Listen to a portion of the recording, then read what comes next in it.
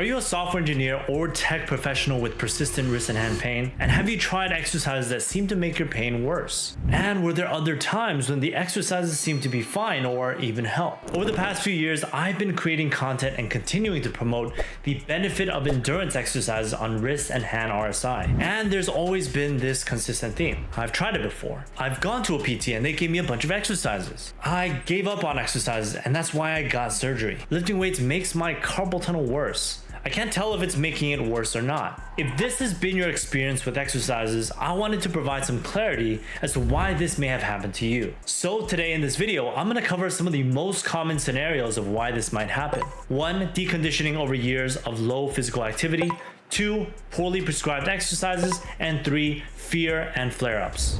Let's go over deconditioning and physical inactivity. This graph shows that at a certain age, we gradually decline in our physical fitness. And for those who live a more sedentary life, we can dip below the line of healthy function, or what we call the independence and dependence line, earlier than those who exercise regularly. Now, for anyone that spends an extended amount of time sitting, your coders, your desk workers, your analysts, your accountants, gamers, the time it will take to dip below the healthy function line for our wrist and hand will be much shorter. Using the health bar framework, we just have less overall HP or capacity to handle repeated stress. And this specifically is associated with the muscles we use at our wrists and hands to perform the repeated fine motor movements over an extended period of time. When we then expose our wrist and hand to exercises in a state of deconditioning, it's normal to feel some level of discomfort or soreness. The tissues aren't able to handle the load of these simple exercises prescribed, especially if they are set to the appropriate level.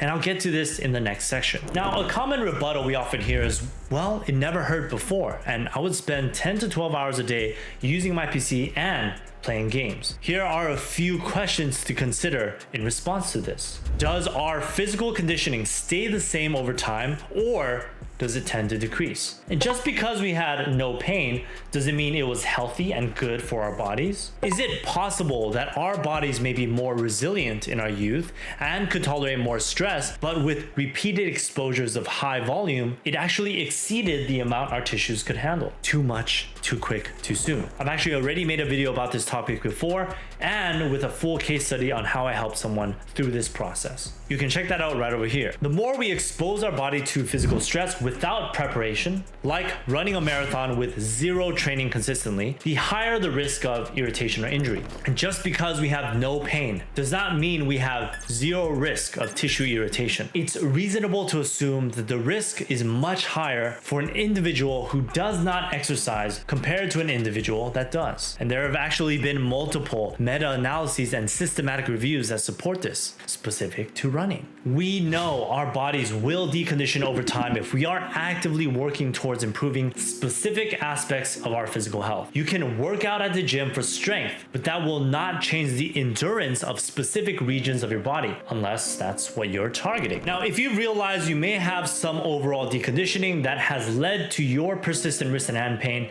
and you want to see if working with us will help you get to your version of 100%, apply for a free consultation below. During this consultation, we're going to help you learn more about what you're dealing with and also identify if there's any other issues potentially holding you back. And if you happen to be a fit to invest in our program, we'll let you know. Otherwise, we're going to help you figure out the next best steps that are best for you. Now, this conversation leads to the next scenario, which is exercise selection versus exercise prescription. And this helps us understand why, if a PT has given you exercises before and they didn't work, or you've been working out for the past 3 to 4 years, how come you still have pain? Exercises and working out are all great things. But if we perform certain exercises, it doesn't mean that we will achieve the specific physiologic adaptations that we need to not only manage, but prevent injuries. Now, the first comment is one of the most common things that I see, in that, hey, my PT gave me exercises before. But when we actually explore more about the prescription of the exercises, we find that 1, they might perform only 3 sets of 10 for a few exercises,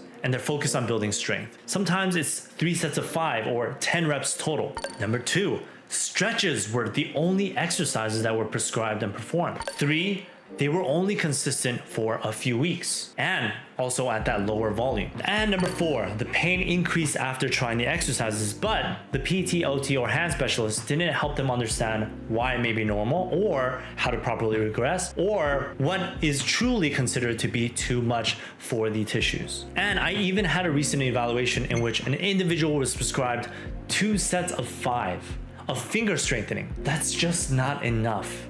Now, here is what you need to know. Exercise selection determines the muscles and tendons we're targeting. Wrist flexion with the dumbbell will target the wrist and finger flexors or the palm side of the forearm, hand, and elbow. Wrist extension with the dumbbell will target the wrist and finger extensors or the top side of the forearm, hand, and elbow. Thumb abduction or extension with the rubber band will target the abductors and extensors on the thumb side of the wrist. And so how the exercises are prescribed determine whether we will be stronger, more flexible, have more speed, and more importantly, have more endurance to handle repeated stress over time. So for the individuals that just performed 3 sets of 10, a majority did use an appropriate weight between 3 to 5% of their body weight, but they were only asked to perform 10 repetitions. This is not enough to facilitate endurance adaptations. 15 to 25 repetitions per set is recommended. And if you can tolerate it, performing the routine up to 2 times a day. The exercises you choose determine what muscles we target. But again, how you perform them will allow you to achieve different benefits. You don't need strength at your wrist. You need endurance for small, repetitive activities. Now, for those who just performed stretches, the focus was just on flexibility. Muscles tend to stiffen up in response to an injury as a protective mechanism to avoid continued tissue stress. And this is often why stretching can help in the short term. But this again does not address the underlying problem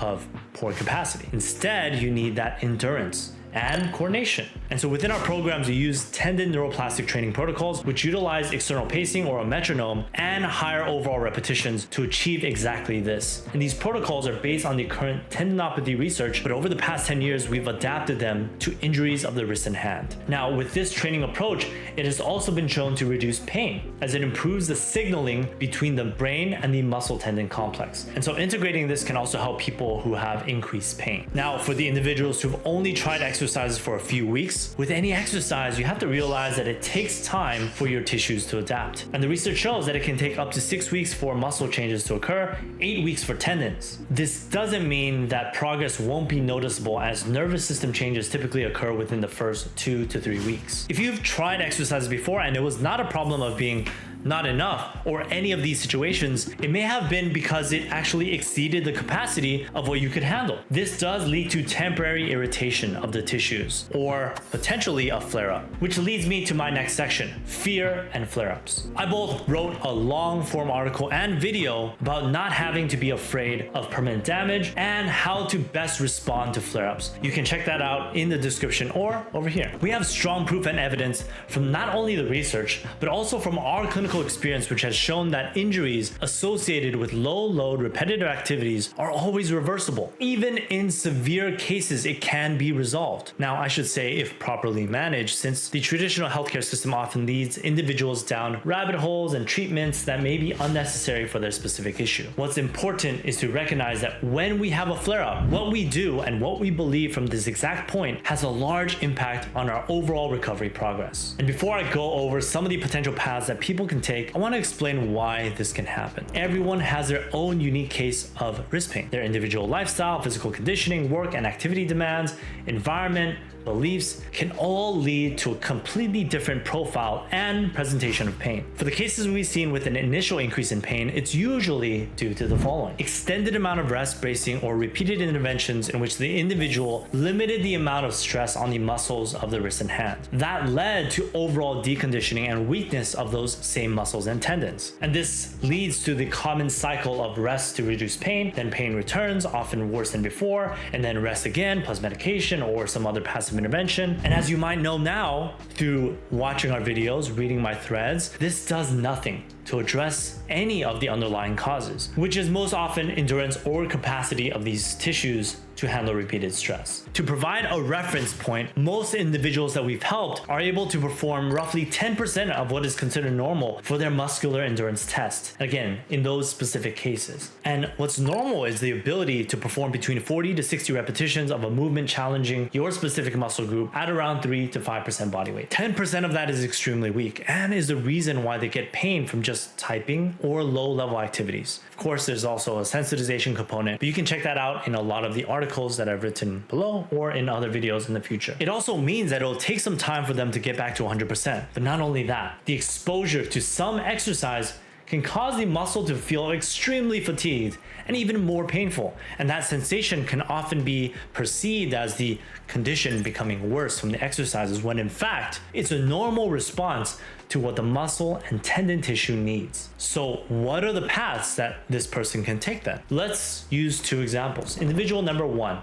he believes the tissue is damaged further and then further avoids the exercise. This person believes that pain is a reflection of the state of the tissues. It's not.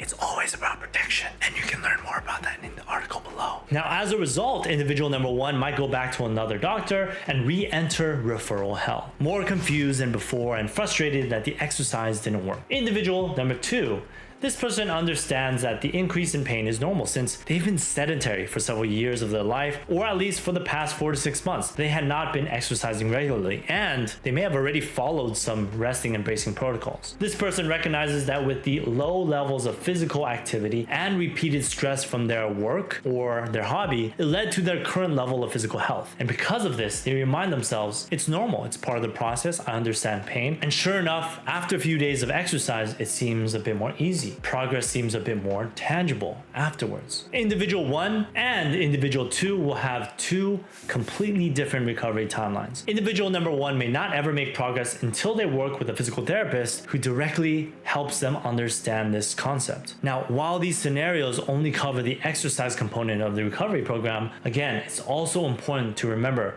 that what you can do on a daily basis can also impact the muscular activity of your wrist and hand, meaning more stress. And if you aren't sure how to deal with a flare-up, check out the full guide that I've already written and published. But be warned, it's pretty long, but it gives you a lot of deep understanding on how to think and respond to increases in pain. Now, hopefully you can understand that there was probably a reason why your attempt with exercise in the past historically didn't work for you. Now, of course, there can always be several other reasons, but it underscores the importance of working with a physical therapist who's actually up to date on the evidence with treating RSI, but is also able to holistically approach your recovery. That means actually taking into account your lifestyle, your environment, the posture and ergonomics, and the psychosocial aspects of your injury. Repetitive strain injuries are simple. It's basically demand more than capacity, but they're not easy to recover from. And this is because humans are unique and have unique circumstances that always have to be considered. If you want to see if we are the best team to help you with your case, apply for a free consultation with the link below. Otherwise, if you want to see what we've learned from helping more than 3,000 individuals recover from RSI, check out this video right over here. It's 2 hours.